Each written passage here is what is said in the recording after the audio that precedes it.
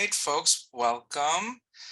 Welcome everyone, and thank you for joining this month's Philippines Social Science Seminar Series, or PhilS4, Queer Encounters with Colonial Mentality, Vexed Decolonizations and the Social Sciences, with Dr. Martin Manalansan.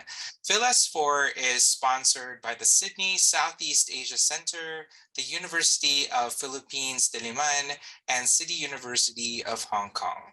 I am Paul Michael Leonardo Atienza, Assistant Professor in the Department of Critical Race, Gender, and Sexuality Studies at California State Polytechnic University, Humboldt. I am the organizer of today's webinar and will now introduce our invited chair, who will then introduce today's speaker. Ian Rafael Ramirez is a queer artist and scholar who is currently a doctoral candidate at the University of Melbourne. He is invested in both the artistic and everyday performances of the bakla.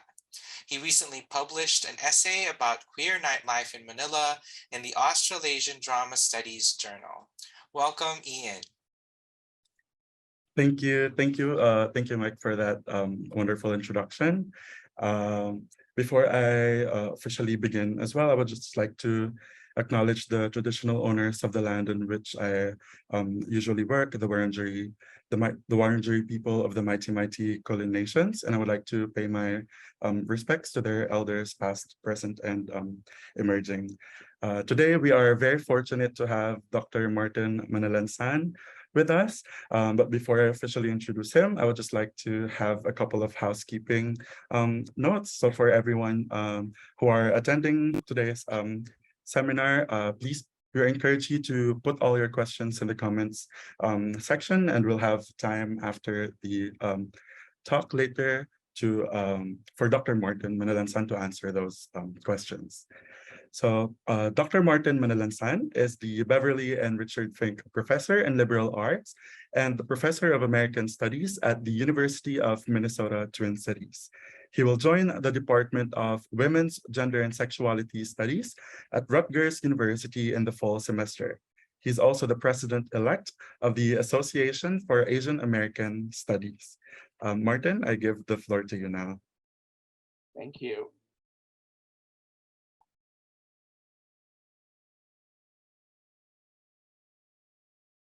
Good day, good evening, everyone. To all of you ensconced in your various offices and homes in different parts of the world and in divergent time zones.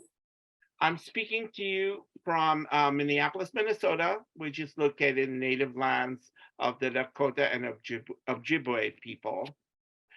Before I start, I'd like to thank Mike Atienza, Ian Ramirez, the Sydney Southeast Asia Studies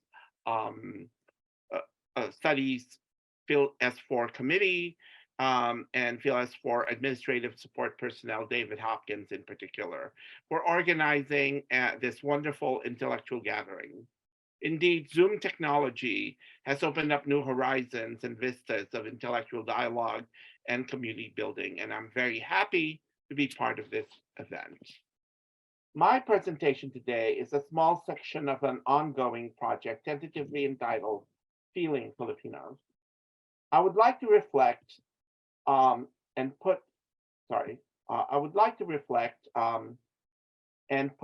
under critical light a major idiom that has for decades been a major component of what has been called Filipino personality or Filipino character. That is colonial mentality.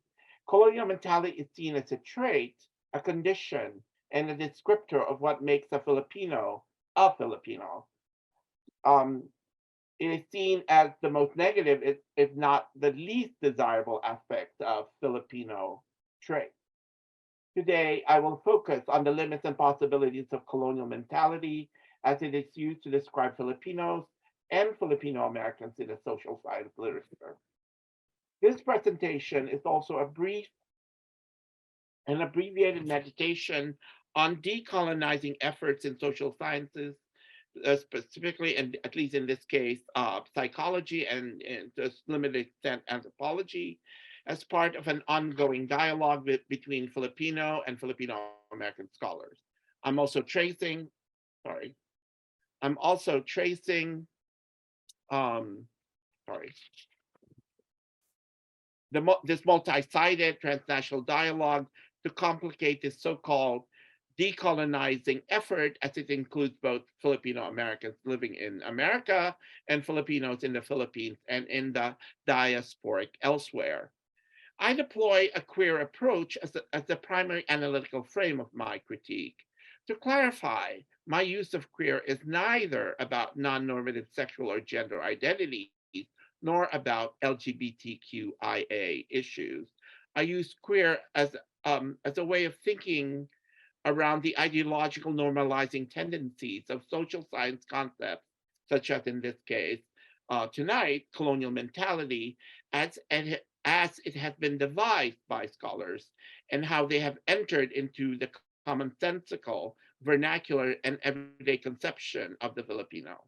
Therefore, queer in this context, in this presentation, is about the ideological workings of normality, or how colonial mentality has been ideologically inscribed in both scholarly and vernacular discourses. In doing so, I not only question the common sensing tendencies of colonial mentality, but also to question and disrupt the fraught notion of the Filipino in relation to decolonization and the nation. I depart from the perspectives of Filipino and Filipino American scholars who are mainly interested in how colonial mentality affects the lives of Filipinos, both in the Philippines and in America. In fact, I'm not interested in what colonial mentality is, but I'm more focused in the shortcomings of particular deployments or application of this ready-made idiom. So in a sense, I'm questioning what colonial mentality does, or what it functions in the discourse. I question the very stability, viability, and usefulness of this concept or social idiom in furthering a critical understanding of the Philippines and its diaspora. Furthermore, I aim I aim to disrupt the persistent, enduring ideas about the colonial, ideas about the colonial, decolonial, the nation, and the Filipino. To start, let's ask how it has been defined. And here I'm getting it from David and Okazaki in their book, in their article. And colonial mentality is seen as an internalized colonialism or a perspective of Western superiority and Filipino inferiority. And then with regards to Filipino Americans, because this is a Filipino American text, colonial mentality is a form of internalized oppression characterized by a preference for anything American and rejection for anything Filipino. So the concept of colonial mentality found its provenance from the powerful words of Frantz Fanon, who decried not only the physical, economic, and social violences of French colonialism in Algeria, he also pointed to the overlooked psychological, cultural, or psychic violences of colonialism and their aftermath, or what Fanon has called the colonial psyche. Several hundred years of Spanish and American colonization, the persistence of Spanish cultural influences, and the continuing broad-scale presence of American economic, political, and cultural forces and interests have in many years calcified colonial mentality as intrinsically Filipino. So if one were to Google the term colonial mentality, it would be evident because you will find a great preponderance of entries about colonial mentality as always already referencing the Philippines. So the question really is, how has colonial mentality become so intrinsically linked to Filipino and Filipinohood or Filipino peoplehood? What are the contours and workings of the concept? And indeed, going back to my original, what does colonial mentality do? To summarize the several themes that run across various studies of colonial mentality, just to see like an overarching set of themes, let me give you a brief list. First and foremost, colonial mentality is typically rendered, as is typically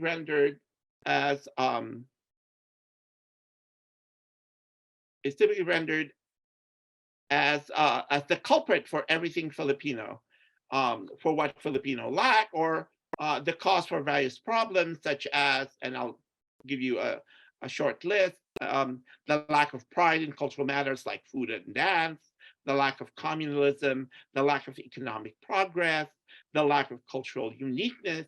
So colonial mentality is always already seen as the barrier to progress, to good public health, for example, a strong sense of self, and a barrier to national economic prosperity or progress. So colonial mentality has been deployed in specific social science case studies and research, some of which would include things like, why are there high suicide rates among Filipino American girls? Why Filipino Americans do not readily access medical services, or they're reticent in accessing medical services? Why has Filipino food has not found worldwide acceptance until recently? Why is Philippine culture derivative of American culture? And why is the Philippines as a nation not made any significant stride to becoming among the richest of the world? In fact, it is the opposite. It's among the poorest among the countries of the world. So we need to ask why and how colonial mentality has become a normative standing as the vector of all Filipinos and Filipino American problems and miseries. From a queer angle, I ask how colonial mentality has become a normative category and stereotypical cultural shorthand that has been imposed on a large, diverse group of people speaking several languages, dispersed in various places, coming from different class, religious, and other social backgrounds. In order to answer this, I'd like to track its development from the Philippines and its recent emergence in what is called Filipino American psychology. Post-war, post-World War II social science in the Philippines attempted to trace what was seen as the core values, what was seen as Filipino core values, behavioral idioms, and personality characteristics that define what people thought of as the post-colonial, post-independent Filipino. After the so-called official independence of the Philippines from the United States, the Philippines, in tandem with former colonized countries in Africa, Asia, and Latin America, have attempted to understand the ravages of colonialism and how to get past the trauma that it has caused, the aftermath. These happened at the very beginning, after the World War II, and the beginning, in fact, of the Cold War, and we'll see why the Cold War enters into the picture.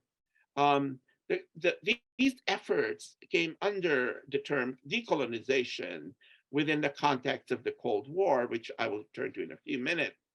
These efforts of decolonization, at least at that point in time, came under the guidance, I'm talking about the late 40s, early 50s, where it came under the guise of modernization with the United States as the ultimate paradigmatic model. So two institutions were responsible for the emergence and propagation of colonial mentality as both a scholarly term as well as a vernacular idiom that has widespread influence beyond academia.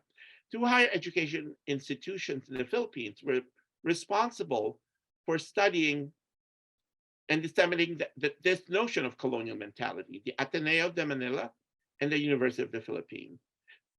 The Ateneo de Manila, the Ateneo, which is a Jesuit private institution, had its Institute of Philippine Culture, which I'll be calling SIPC in the next few minutes, and the University of the Philippines through its psychology department and the establishment of what is called Sikolohiyan Filipino, or Philippine psychology, what I will be calling as SP, so IPC and SP. At the Ateneo, the Institute of Philippine Culture of IPC was established in 1960 as the major center for research on Philippine culture. For the IPC, in the IPC, the research focused mostly on tracking Tagalog-speaking Christianized lowland groups in Luzon, funded by American modernization funds such as USAID during the Cold War era. IPC was first focused on mapping a schematic model of Filipino national character, composed of what they call values, Filipino values, or categories that subsume supposed normative behavior and attitudes of the Philippines, such as hiya or shame, awa or PDA. You can ask me in the Q&A about it. I've written about a couple of them in other places. IPC's research tried to encapsulate Philippine culture and society into these categories that were used to understand persistent social issues and undertake necessary steps to foment vital social change. In other words, IPC was involved in nation building, of creating a post-war Philippines in its early years. For example, he had it, which has multiple meanings beyond its literal notion of shame, which can be ascribed as a Filipino lack of cultural inferiority. And by that alone, you can see how it kind of finds its way into colonial mentality, and it being somewhat a subset of the colonial mentality complex. And I would welcome more questions about this later. So what was happening at IPC was reminiscent of all these efforts in the 40s and 50s and 60s in American social sciences, particularly anthropology, who believed in the notion of a national character, where the nation and a coherent personality profile can be brought in together. Right. Although this, what they call school of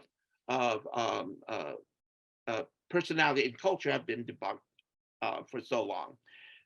And we can talk about that in the Q&A. Later, I would say, after, with the continued existence of IPC, a group of University of the Philippines psychologists formed what is now seen as Sikolohiyan Filipino, or Filipino psychology, an intellectual movement that started in 1975 that aimed to decolonize, or in their words, indigenize social science specific psychology and remove it from its Western provenance.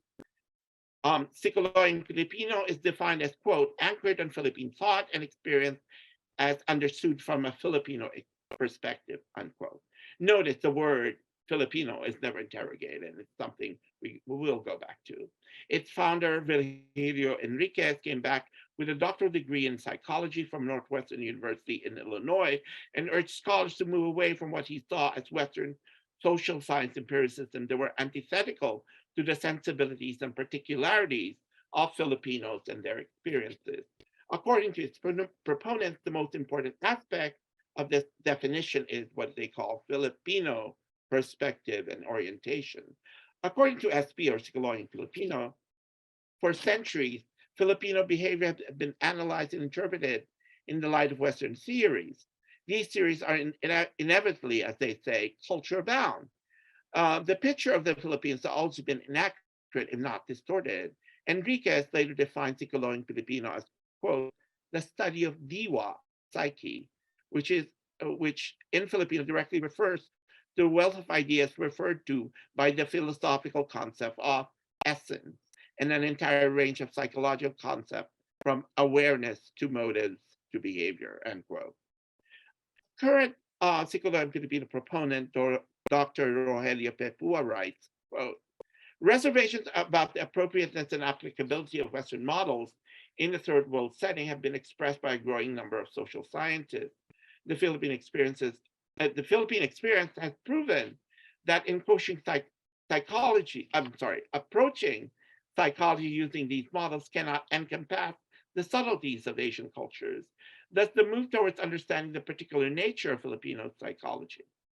It must be stressed at the outset, though, that developing a particularistic psychology, such as Filipino psychology or Sikolohiyan Filipino, is not anti-universal, inasmuch as the ultimate aim of Sikolohiyan Filipino is to contribute to a universal psychology, which can only be realized if each group of people is adequately understood by themselves and from their own perspective. Sikolohiyan Filipino, then, is a step towards contributing So a universe psychology, end quote.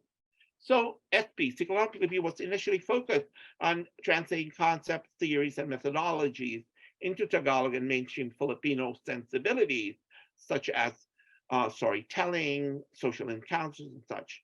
But and part of it is what they thought was a kind of systematic decolonizing or decolonizing efforts with methodologies and perspective. But nevertheless, even with these efforts, colonial mentality maintained its hold in both institutions. By the late 60s and early 70s, oh, I would say by the 70s, the colonial mentality maintained its foothold on the two institutions, well, still maintained its foothold in the two institutions, as it was further, the idea of colonial mentality was further disseminated to the public with its appearance in textbooks, elementary and high school, as well as in popular media. But the influence of both institutions and the idea of colonial mentality did not remain within Philippine shores. With the burgeoning Filipino global labor diaspora and with a global restructuring, capitalist restructuring, and an even more politically visible Filipino American presence in America, the influences of these two institutions found a home in the works of Filipino American scholars, particularly those who were working within the institutions of American ethnic studies.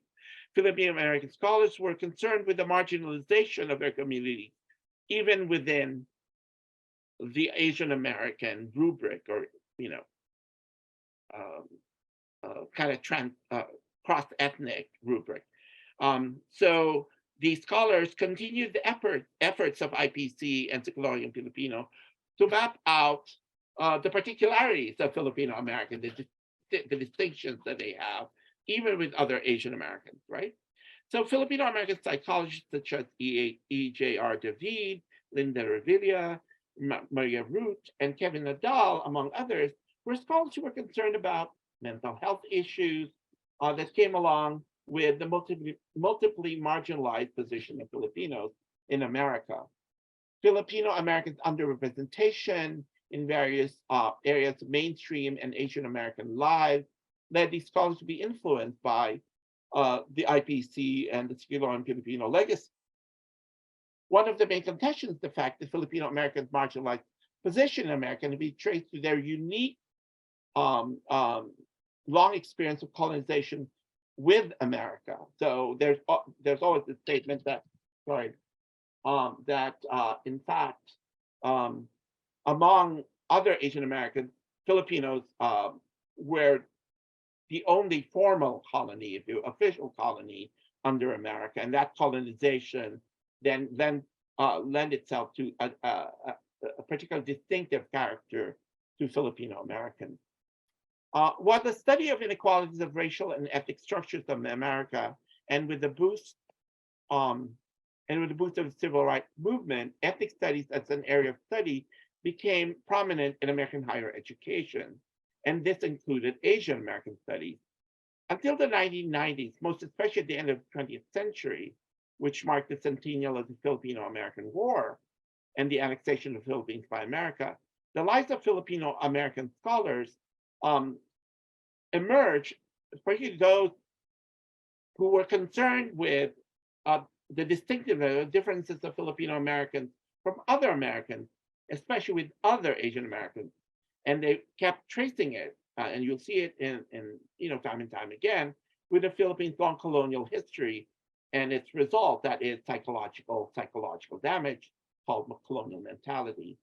There are quite a number of scholarship focusing on this. There's a feminist group called Babaylan. It's composed of both community and scholars. This feminist group called Babaylan, who kind of adhere to. And Babaylan, by the way, is seen as this pre-colonial kind of non-gendered binary shamanic figure that was used to name this group as a way to focus on on their attempt to look towards the pre-colonial as the source of inspiration and intellectual insight. There was also, as you see in the slide, a Filipino-American psychology book that actually is in its second edition. And there's a treatise by E.J.R. David that is focused on colonial mentality and its psychometric dimension. So Dr. David is presenting and devised, actually, it's quite a feat, a measure, a psychometric measure of colonial mentality, right? To be clear, I think all of these scholarly efforts to be quite significant and vital. First, they show that continuing struggle to understand Filipino experiences in multiple sites and periods. Second, they show the confluence in the important dialogue between Filipino scholars in the Philippines and Filipino-American counterparts in the state. And it's a crucial dialogue that will be key to furthering the understanding of such persistent problems of economic, political, social, and cultural marginalization. I value their contributions. So in the spirit of dialogue, I'm offering what can be seen as a queer, counterintuitive approach to colonial mentality, which I've been saying all along is this specter that haunts and permeates the Filipino wherever they are, right? And the characterization of the Filipino. Again, here, I just want to remind you, I don't use queer as a gender, sexual or gender identity, but a critical approach to the normalizing and stabilizing of ideas, behaviors, and structures. In other words, I believe that the constant hearkening to colonial mentality as an enduring foundational cross-border characteristic of Filipino is limiting and can lead to a more narrow view of the possibilities and limitations of Filipino potentials everywhere. So what do we make of this? Let me outline a few issues before I wrap up. As a queer studies scholar, I'm suspicious of binaries and duality. I'm suspicious of binaries and dualities because they oversimplify the complexities of social life in general, and wittingly or unwittingly normalize or calcify what are otherwise dynamic cultural processes and human agency, right? In the case of the concept of colonial mentality, we see it in the slide, this kind of binaries between a kind of pre-colonial purity and a kind of damaged, colonized hybrid Filipino, these binaries between a native and indigenous, whatever that means, and a settler non-native person that's usually seen as foreign, then the idea of oppression versus that of resistance, passivity versus activeness, Filipino versus inauthentic Filipino, or the Filipino with colonial mentality, right? And then there's also this added thing about America, a Western versus that of native and Filipino. And these are the binaries I'm trying to work against. Reading through the literature on colonial mentality in both the Philippines and the United States, there are particular problematics and or recurring themes. First, Filipino and Filipino-ness are composed of what are deemed as essential and foundational values, such as reciprocity, kapwa, meaning neutrality, shame, and and all these other things. I won't get into the Tagalog terms. Such essentializing idioms dismiss how these Tagalog-based concepts, Tagalog language-based concepts, are not necessarily unique in their performance and in their semantic deployment. Such categories of what they have been called values are actually based on functional, teleological, and moral judgment. These categories are considered as seamless, and there seems to be a refusal to see the contradictions between these concepts that are romanticized or idealized, and actually, again, based on Tagalog words, and how they actually work on the ground of the everyday, and how they relate to other seemingly antithetical values or behaviors by other non-Tagalog speaking groups. Second, this leads us to the second theme. Well, who counts as Filipino? Who wants to or can claim Filipino-ness? How do we get to the so-called eventual goal of a national consciousness, devoid of what people think is the barrier, colonial mentality? If the goal of the discussions around colonial mentality, if the scholarly analysis and all that, the goal of decolonization is to actually get rid of it, what are we really getting rid of? What does indigenization imply? What is indigenous to whom and to what? So if is decolonizing about translating things into Tagalog, or does it mean making things better in terms of a native ideology, right? So, and what do we mean by native? If by native we mean speaking Tagalog, right? So the discussion of colonial mentality as originally was aimed to eradicate it, and to eradicate means to decolonize or to indigenize. I'm using that quote.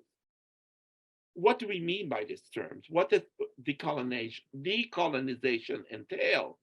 In the now classic canonical essay, decolonization is not a metaphor. The authors argue that decolonization is not just ideological, but as basic and material as the return of land. Colonization did not just replace ideas and shape attitude. It was basically material dispossession. The expansion of Western imperial rule and capitalism involved the claim of land by a foreign, non-native Western power and pushing resisting population in the hinterland, what Adrian De Leon called the bundok, right? And I'm also referring to the work of Joseph Ramirez in talking about who counts as Filipinos and who can claim Filipino-ness. And you know, there are people questioning, actually taking up the questions I've just raised. Well, people might say that's independence. We need not talk about colonial land grabbing, because in fact, colonialism is still an ongoing process. We need to talk about the Luma, the Southern minority groups, and other Muslim groups in various parts of the country, in particular in Mindanao in the south, and other ethnic minority groups have been multiply dispossessed at various times by various settlers, including other Filipinos. If that is the case, do we expect these multiply minoritized and dispossessed people to just submit to and claim a Filipino-ness when Filipino is something that is imposed from the very people in the capital region who have been responsible for their present day dispossession? What would a national consciousness, which is the goal of these decolonizing efforts, consist of? The idea of colonial mentality, as I've said, flattens the experience of colonialism without regard to how many other peoples, including those who are now in the periphery of modern Philippine society, have actually engaged with, resisted, and been entangled with colonial and decolonial forces with ongoing incursions of global capital. The concept colonial mentality also reflects a lack of sensitive attention to agency, to the way people act as, you know, social agents and not passive entities. The fact that subjects do not passively internalize, take on, swallow, or imbibe colonial ideology. The fact that colonized people, without necessarily always having an art revolt, have resisted time and time again, resisted, appropriated, and reconfigured ideology, including that of Christianity. And that should compel us towards a more cautious deployment of the notion of colonial mentality. Ideological interpolation or the creation of a mentality, if one were to call it such, is not a neat linear process, which brings me to the way the term hybridity is used in some of the literature. I think the notion of hybridity has become a more problematic term in decolonizing and indigenizing literature. It connotes or suggests of a deleterious mixing that's always negative and positive, and a passive process, right? This literature on the literature on colonial mentality seems to suggest that hybridity is a messed up condition caused by colonization, and there's an assumed in that conception, there's an assumed pure pre-colonial state of affairs, free of colonial imperial ravages, right? But I would suggest that hybridity is about engagement. And so there is no one form of hybridity, but rather a plurality. Instead of singular hybridity, there are hybridities, right? So as I have said before, the working of power structures do not follow a linear top-down process. It involves a wide array of groups with divergent, often colliding investments and goals. Preferences for things American and foreign is quite a simplistic mode of behavior, a category of behavior deployed to cover an entire nation and people. What is missing in this equation is the fact that class privilege, racial racial hierarchies, and poverty are necessary factors to be considered in order to come up with a more nuanced understanding for those so-called series of colonized states, behaviors, and preferences.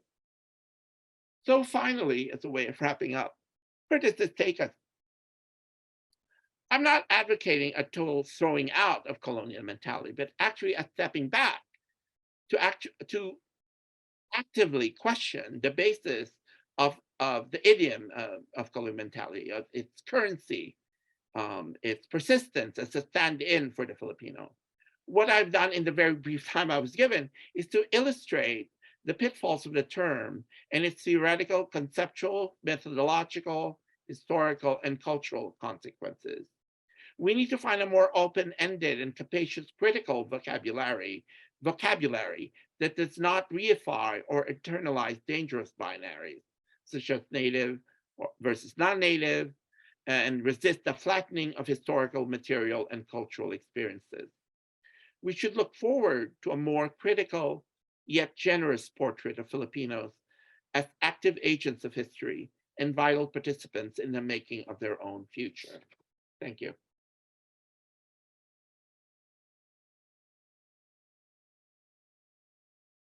Thank you. Thank you so much for that wonderful presentation, Martin. I really enjoyed your talk, and it made me think about my own project as well with the bakla, and in particular the baklang canal, which is more of an emerging concept in the mainstream, but has always been there within the Philippine society. I know I have a lot of questions right now in the chat section, so I'll just go through them as well before I ask my questions, because I have some as well.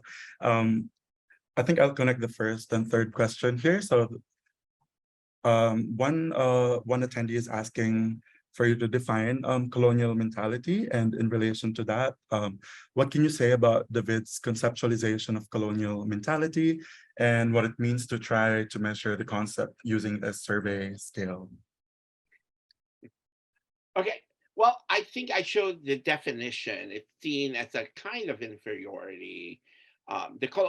Basically, one way of putting it is the way David and Okazaki said. It's like an internalized oppression, meaning that it immediately recognizes superiority to Western or American stuff, right? And a kind of self-deprecation of the Filipino, that the Filipinos always, it's a kind of inferiority complex. I'm not a psychologist, so I'm using a quick and dirty term because sometimes people always say it's just Filipino cultural inferiority complex. Which I actually question, right? I mean, that very notion. The idea of measurement. Okay, I have to confess, I am in awe of E.J.R. David's work. I was actually on his dissertation committee. As a non-quantitative person, I'm from another world, but I think the discipline of psychology is based on the development of measures. A good amount of it is based on quantitative measures.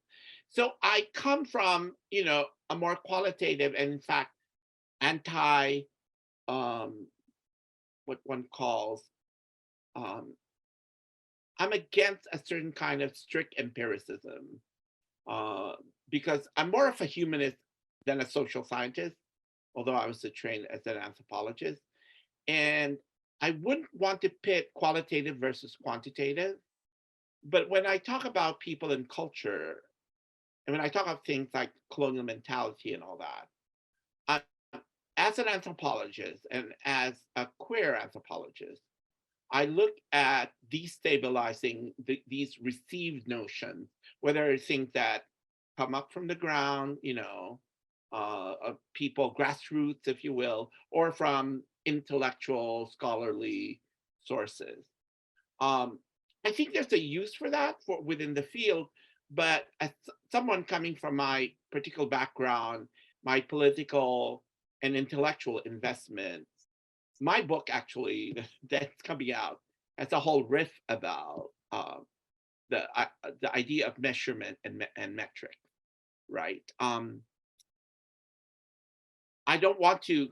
I'm not accusing anyone of being neoliberal, although I'm using neoliberal now as a pejorative, because um, the history of measurement, Western history of measurement, is part of modernity. It's about stabilizing the way we see the world into measurable, uh, finite unit, right? Um, and so at that base, the idea that you can measure man's humanity, that kind of thing, all came out, with European modernity.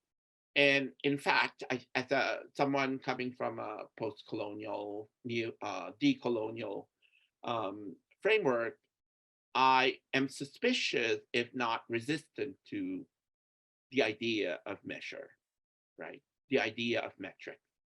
And as someone against the overpowering presence of neoliberal capital, which is based on metrics and all that, then I am registering my disagreement with it. Yeah. Thank you for that, Martin. And I think I myself as well agree that colonial mentality, Filipino-ness are categories that are incommensurable and immeasurable, and they're much complex than what Western modernity sees. So we still have a couple of questions here. First one is, do you think that the effects of colonial mentality is different for the Filipino because of the power of American influence? And in brackets, the way to some extent that they have invaded the world with their culture via mass media. End of bracket, compared to Southeast Asian neighbors with British, Dutch, and French Yeah, colonial powers. Yeah. I'm sorry. I have a timer. Sorry, let me stop that. Well, okay. There is such a thing as global capital, cultural globalization, and all that. And sometimes we often equate erroneously at that to equate American culture with globalization. But that doesn't deny the fact that America does have some kind of dominance in what they call cultural globalization. I would say yes, there are differences in terms of the colonial experience and the colonial aftermath of people in Southeast Asia with Indonesia, with the Dutch, and all that. But what I think is different, and which is why I think colonial mentality, what do you call this? A colonial mentality has continued and has persisted in discourse about the Filipino, is because on the one hand, yes, it is America, and largely because of the Cold War, right, kind of maintained its presence.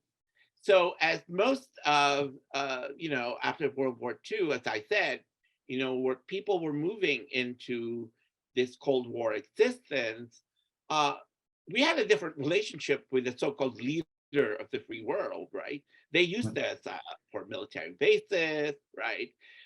Since we spoke English, most Filipinos spoke English. We became, a place to outsource labor, things like that. So it is different. And, I don't think, even when people say the British Empire had a very strong presence, if you ever read the history of the Commonwealth, it's actually quite flimsy, right? The Commonwealth is, to a large extent, is pretty much has disintegrated. But what I think has persisted, and I know that years ago, when the military bases in the Philippines were evacuated or were abandoned, we're seeing, I think, the fact that empire never dies, right? American empire never dies. It resurrects itself, and it's resurrected at this moment. So what I'm, just to answer very quickly, I think, yes, there are differences with the kind of colonial aftermath, and if one could call it colonial mentality, experiences of different Southeast Asian countries that were former colonized. But because, fortunately or unfortunately, we were under the US, it is a different case, right? Because America, for all its faults and all, I mean, there's a way in which you can see how democracy, its mythological and romanticized notion of it being the bastion of democracy, created,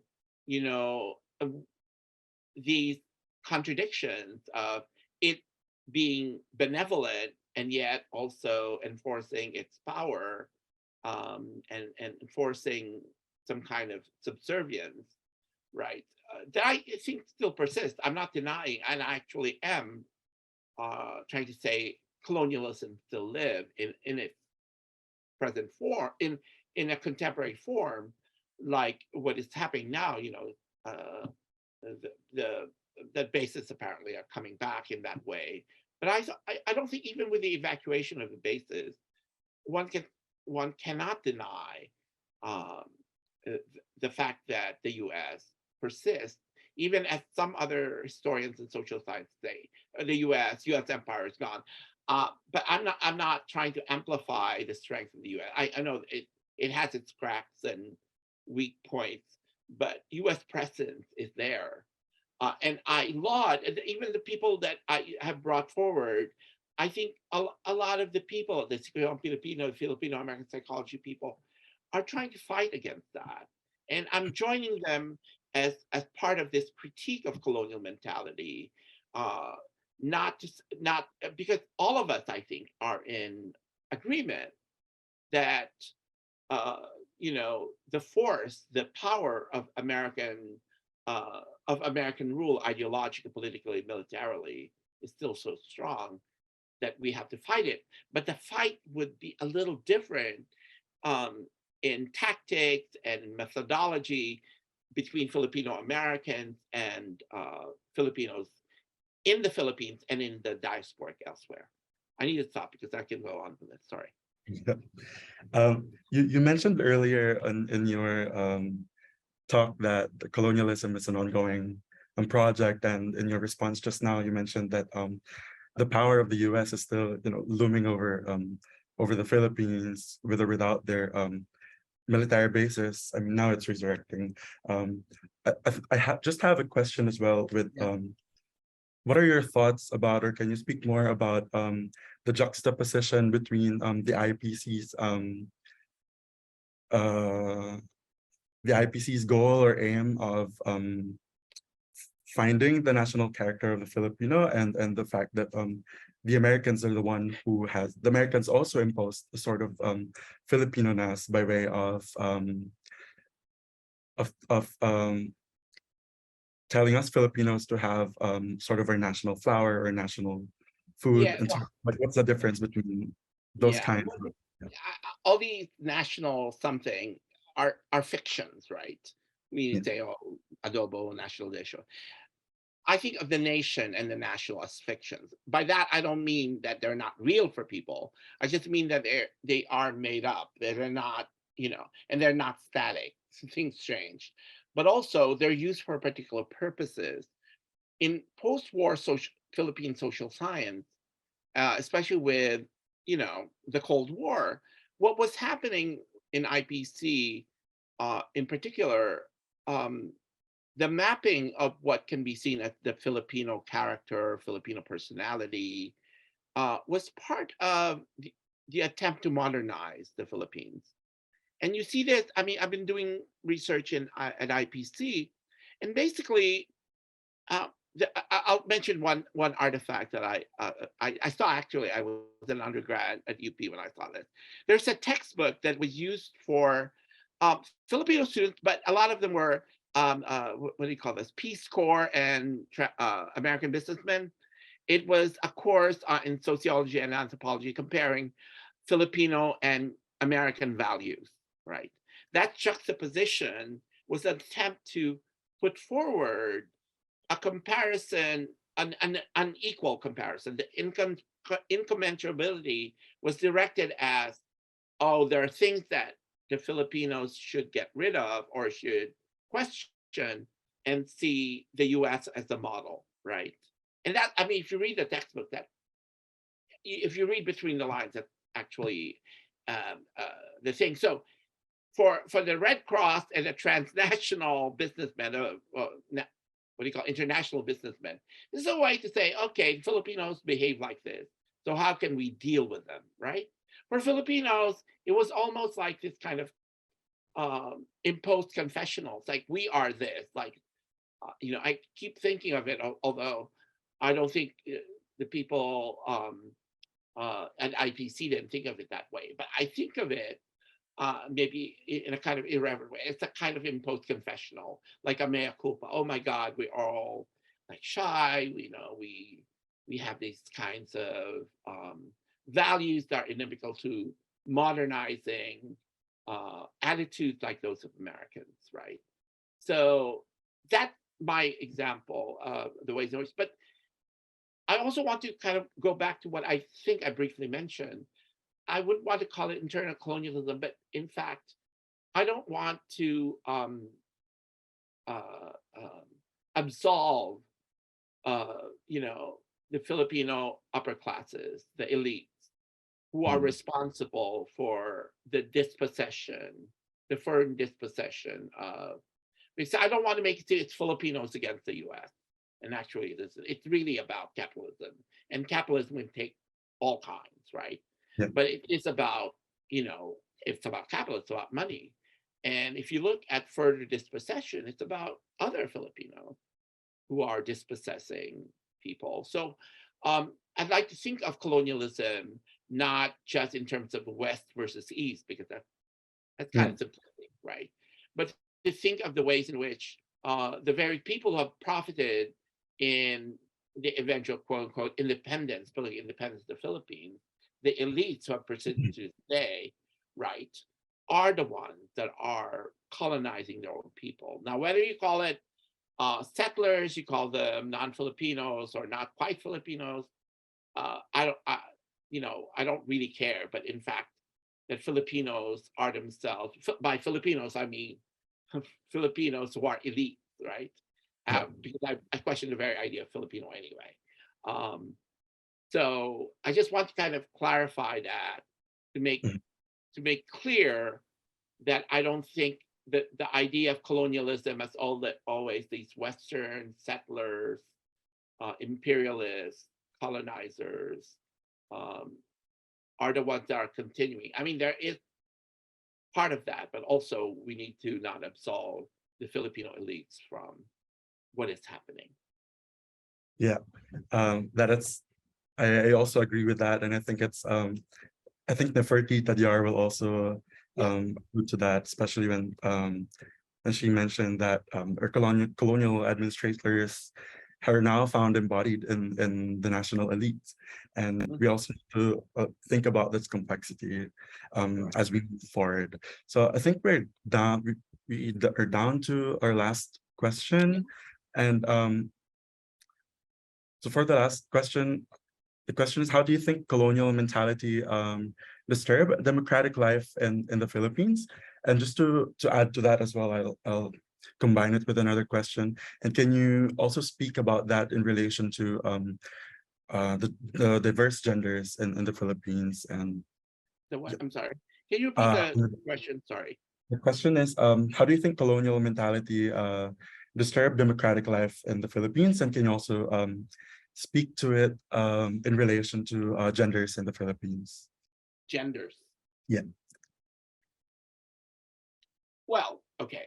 Let me tackle the last question first. Um, if you're talking about the shifts in conceptions of genders, right? Especially when people talk about the babailan as the ideal, I can understand the way in which it is romanticized, but we need to understand that what is happening in the Philippines is more will take more than just hearkening to a pre-colonial past that was freer or whatever.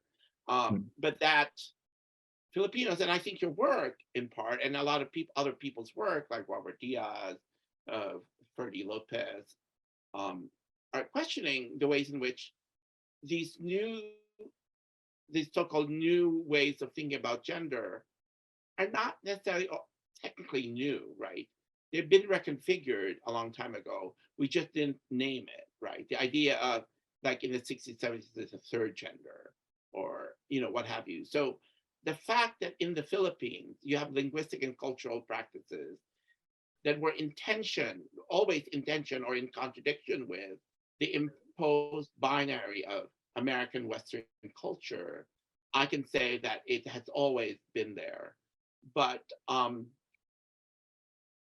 even when people say, oh, we need to call ourselves trans, I'm not denigrating the fact that there are activist movements um, uh, supporting trans identity and trans politics. But at the same time, there are people, and I think it's Brenda Allegre and Mikey Inton, Emmanuel David, um, when they talk about trans politics, it's not to impose over what people think would be native genders, right? The bakla, for instance, they're not, they're not about antecedent to one thing. They're not, they don't follow a certain kind of chronological order. They're actually productively in tension with each other. And I think in the future there'll be productive alliances. Now, in terms of, was the first question about politics? How does colonial mentality disturb democratic life in the Philippines? Well, let me answer it very quickly in terms of the ways in which, and I don't want to think of colonial mentality as preference. I think if one were to name it, name something that has quite a similar tone to it, I would say alliances, both material and ideological, with the powerful. And in the case of the Philippines, it's both through foreign powers, foreign capitalist powers, foreign political powers, but also, as someone who has always been uh, against uh, against a burgeoning capitalist system, uh, you know, the capitalist elites will always structurally will always be antithetical to the ideals of democracy. Because if capital is fueled and animated by profit, and profit at the end of the day will always involve someone's exploitation, then where is the democracy, right? Is democracy only for those people who don't get stepped on in the pursuit of profit, right? And so democracy then is limited to those who play the capitalist game very well and who win in the capitalist game. Yeah, thank you very much, Martin, for that response. And I'm sorry to cut the discussion short, but I'm afraid that we have come at the end of today's seminar. So just to give a very short synthesis, thank you, Martin, for delivering your talk about the limitations of colonial mentality. And colonial mentality has been seen as a barrier to progress, and for lack of a better term, it has been used to sort of blame the backwardness of the Filipino and as a barrier to progress, as I've mentioned.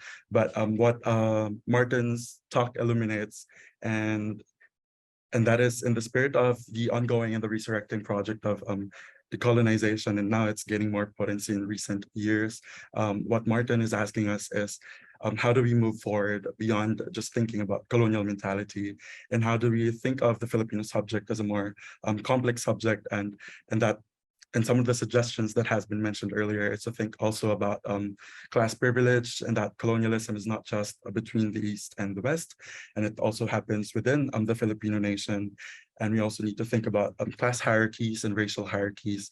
And these are some of the important things to be considered in order to understand the Filipino subject and Filipino-ness as a complex category. So thank you, everyone. And I pass the floor again to Mike to close our seminar. Thank you again, everyone, for joining us. Thank you, Ian, Martin, and Dave. Just want to remind folks to follow the seminar series on Facebook, and join us next month for a new webinar, which is yet to be determined. So thank you for your time. Signing out from Wiyot Lands here in Arcata, California. Thank you. Maraming salamat. Salamat po.